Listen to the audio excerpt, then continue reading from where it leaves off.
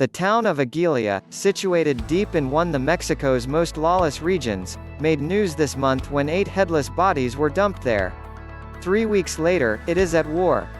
Hardly anybody enters or leaves, at least not without the permission of rival gangs that have blocked the roads. In telephone interviews and in social media postings, trapped residents described a community living in terror of armed thugs who stroll the streets and shoot at one another. Some shops remain open, residents said, but the food supply is dwindling and there is no access to hospitals.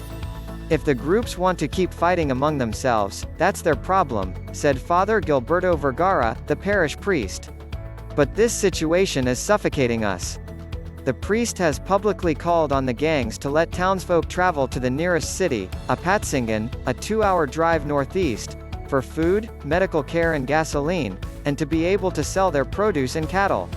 At the root of the mayhem is a struggle for control of a large segment of the narcotics trade in strife-ridden Michoacán state, and a government that has been powerless to prevent cartels from taking over large swaths of the nation. In recent years, Aguililla, population 15,000, branched out from tomato farming, cattle ranching and marijuana cultivation to become a strategic hub for the manufacture of methamphetamine bound for the booming U.S. market.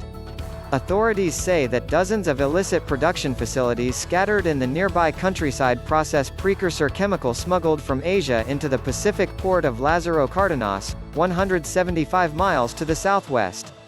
Hundreds, if not thousands, of residents have fled the violence, some to the United States but many more to other parts of Mexico. I worked in Aguililla all my life. I have plots of tomatoes, corn, chili. But we had to leave it all behind out of fear, said Victor Arnoldo Aguaje, 68, who left last June with 14 relatives for Uruapan, the second largest city in Michoacán. In Aguililla, one lives with a constant fear that you may be killed or kidnapped at any moment, he said. The conflict demonstrates how gangs have infiltrated regional governance in much of Mexico. Authorities blame 2 cartels for the turmoil.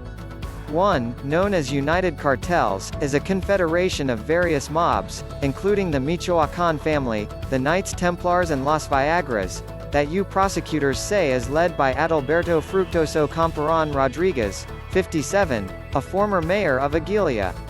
He was arrested in Guatemala last month at behest for his alleged part in a scheme to smuggle more than 100 pounds of Mexican methamphetamine into Florida hidden inside concrete tiles and dissolved in 5-gallon buckets of house paint. The competing group is the Jalisco New Generation Cartel, one of Mexico's largest syndicates, known for its expansionist bent and lurid social media displays of armored vehicles and military-grade weaponry.